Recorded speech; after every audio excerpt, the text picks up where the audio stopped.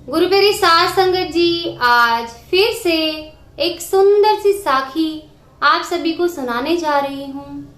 ये एक सच्ची साखी है और गुरु प्यारी साध संगत जी उस बारे में है कि इस दुनिया में जो इंसान थोड़ा सा किसी भी मुसीबत में पड़ जाता है तो उससे जलने वाले लोग उसको किस तरह से नीचे दबाने की, नीचे गिराने की कोशिश करते हैं।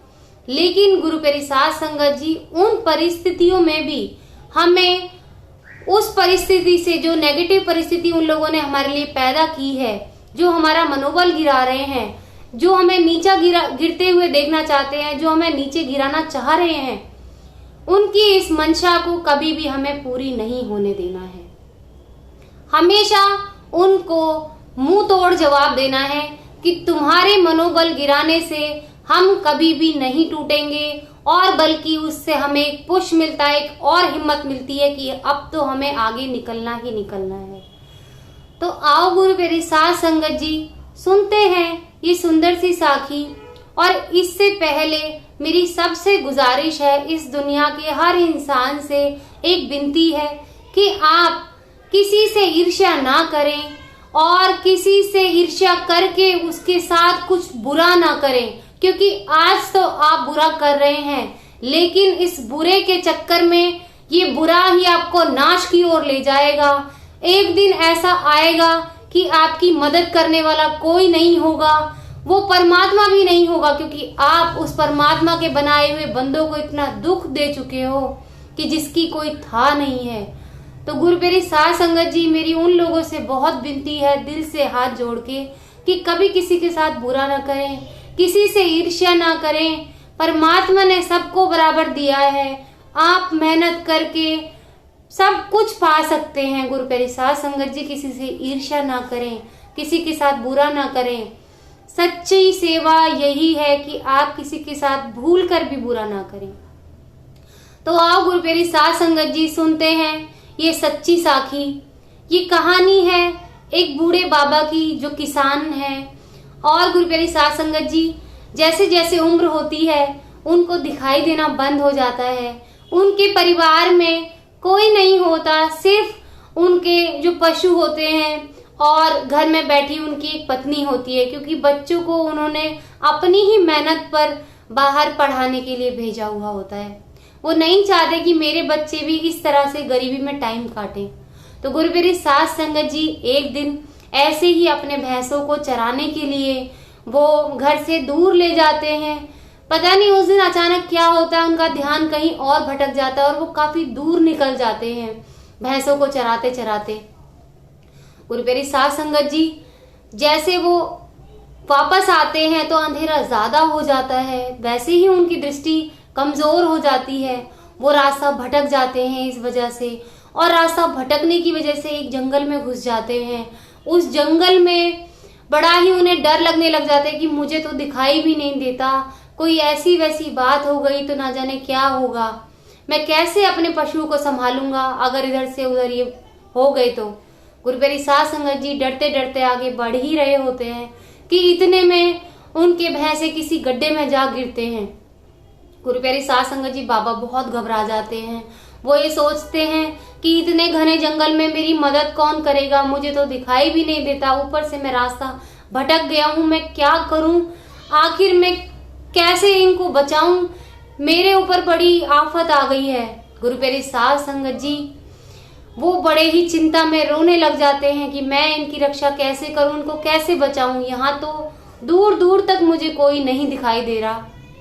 गुरु प्यारी साध संगत जी उसी जंगल से एक तरफ से उनके एक पड़ोसी आ रहे होते हैं, जो उन बाबा की तरक्की से, उन बच्चों की तरक्की से, यानी कि जो बाबा जी के बच्चे थे, उन बाबा के, किसान बाबा के बच्चे थे, उनके बच्चों की तरक्की को देखकर पड़ोसी इतना जलते हैं उनसे कि वो कभी भी उन बाबा का भला नहीं चाहते थे, उन बच्चों का कभी भला नहीं चाहते थे।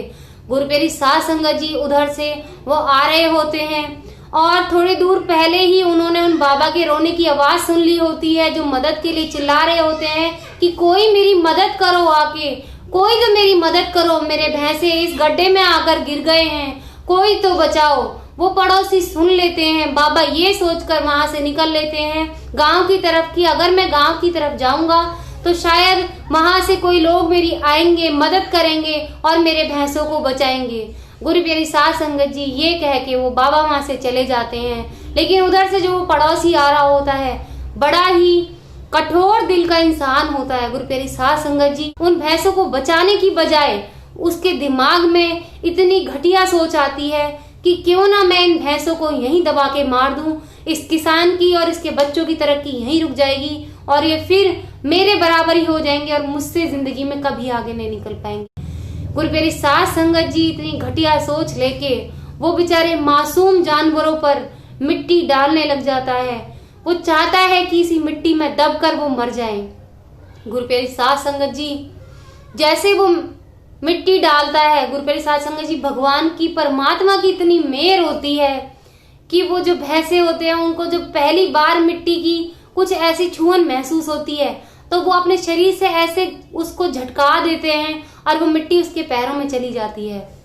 गुरु प्यारी साध संगत जी वो पड़ोसी ऐसे ही बार बार मिट्टी डालता जाता है और वो भैंसे बार बार ऐसे करके मिट्टी को झाड़ देते हैं और वो मिट्टी पैरों में दबती जाती है और मिट्टी का स्तर ऊंचा होता जाता है और उसी स्तर से वो भैंसे ऊंचे आने लगते हैं। जैसे जैसे वो ऊंचे आते जाते हैं ऐसी स्थिति आती है कि वो परमात्मा की कृपा से वो भैंसे बाहर आ जाते हैं। उसने बुरा चाहा, पड़ोसी ने बुरा करने की कोशिश की, लेकिन परमात्मा ने उस बुजुर्ग किसान की गुहार सुन ली थी और परमात्मा ने उनका बुरा होने से रोका। जिसने बुरा करना चाहा उसके बुरे करने पर भी उस किसान के साथ, उन भैंसों के साथ बहुत अच्छा हुआ।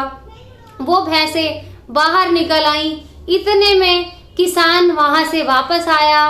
किसान गांव से लोगों को लाकर देखता है, लालटेन लाकर देखते हैं लोग कि वो तो भैंसे बाहर आई हुई खड़ी हैं। और गुरु प्यारी साध संगत जी वो इतना खुश होता है, खुशी से नाच उठता है और वो परमात्मा का शुक्र करता है कि हे परमात्मा तू बड़ा चमत्कारी है। मैं तो सोच रहा था मेरे भैंसे मर जाएंगे, मेरी भैंसे मर जाएंगी इसी में ही, तो मैं कैसे अपने जीवन का गुजारा करूंगा। मेरे बच्चे जो पढ़ रहे हैं बाहर उनकी फीस कौन भरेगा। मैं ये सोचकर बड़ा दुखी हो रहा था कि मेरे बच्चों का जीवन तबाह हो जाएगा। हे परमात्मा तूने मेरी लाज रख ली, ऐसे ही मेरे अंग संग रहना। गुरु प्यारी साध संगत जी परमात्मा का गुणगान करते करते वो उन भैंसों को ले जाता है। और गुरु प्यारी साध संगत जी जब अपने भैंसों के साथ खड़े हुए इस पड़ोसी को देखता है तो हाथ जोड़ के उनसे कहता है कि जरूर तूने ही मेरी भैंसों को बचाया है। मैं ही तेरे बारे में शायद गलत सोचता था और तूने मेरे साथ इतना अच्छा किया, मेरी भैंसों को बचा दिया। मैं तेरे नतमस्तक होकर तुझे प्रणाम करता हूँ। तेरे से मैं माफी मांगता हूँ जो इतना सा बुरा ख्याल भी मैंने अपने मन में तेरे लिए लाया। तूने मेरे साथ इतना अच्छा किया, मैं तेरा एहसान जिंदगी भर नहीं भूलूंगा। गुरु प्यारी साध संगत जी पड़ोसी की नजरें शर्म से नीचे झुक जाती हैं। वो सोचता है कि मैं तो इतना बुरा करने चला था और ये उल्टा मेरे से माफी मांग रहा है। माफी तो मुझे इससे मांगनी चाहिए। गुरु प्यारी साध संगत जी वो उसके पैरों में गिर जाता है। वो कहता है मुझे माफ कर दो, मुझसे गलती हो गई। मैं तो इतना बुरा चाहता था तुम्हारा, लेकिन तुम मुझसे माफी मांग रहे हो। कितना बड़ा दिल है तुम्हारा, तुम्हें पता भी है कि मैं इनके साथ कितना बुरा करने जा रहा था। गुरु प्यारी साध संगत जी किसान सारी कहानी सुनने के बाद भी उसे शुक्रिया अदा ही करता है कि तुमने मेरे लिए भला ही किया है, मेरे भैंसों को बचाया और मैं तुम्हारा शुक्रगुजार हूँ, तुम्हारा एहसानमंद हूँ। तो गुरु प्यारी साध संगत जी हमें भी दुनिया के किए गए हर बुरी चीज को उसी कुएं में ऐसे ही दबाना है जैसे कि उन भैंसों ने दबाया। गुरु प्यारी साध संगत जी कोई हमारे साथ बुरा करे, कोई हमारे बारे में बुरा सोचे, उन बुरे विचारों को ऐसे ही अपने पैरों के नीचे दबा के आगे निकल जाएं। कभी किसी की ना सुने, कभी किसी का बुरा ना माने। अगर कोई बुरा कर रहा है तो उसको अपने लिए अच्छा साबित करके दिखाएं कि उन्होंने अगर कड़वे बोल नहीं बोले होते तो शायद आपको एक पुश नहीं मिलता जिंदगी में। गुरु प्यारी साध संगत जी आप सबसे हाथ जोड़ के विनती है कि हमेशा सबके साथ अच्छा करें, सिमरन करें, परमात्मा का गुणगान करें, सबके साथ अच्छा करें। और उन लोगों से मेरी दिल से प्रार्थना है कि आप लोग कभी हार ना माने जिंदगी में। अगर किसी की बुरी सोच को अगर किसी के बुरे बोलों को आप अपने लिए शक्ति में बदल दे, अपने लिए शक्ति मान ले, तो फिर देखिए आपकी जिंदगी में बहार आ जाएगी। बुरे को भी बुरा ना सोचें, अच्छा तो अच्छा है ही। गुरु प्यारी साध संगत जी हमेशा अच्छे विचार रखें और गुरु प्यारी साध संगत जी सेवा भाव रखें। गुरु प्यारी साध संगत जी, अगर आपको मेरी साखियाँ और शब्द पसंद आ रहे हैं तो कृपया करके लाइक करें, शेयर करें और मेरे चैनल को सब्सक्राइब करें और कमेंट सेक्शन में जाकर कमेंट ज़रूर करें।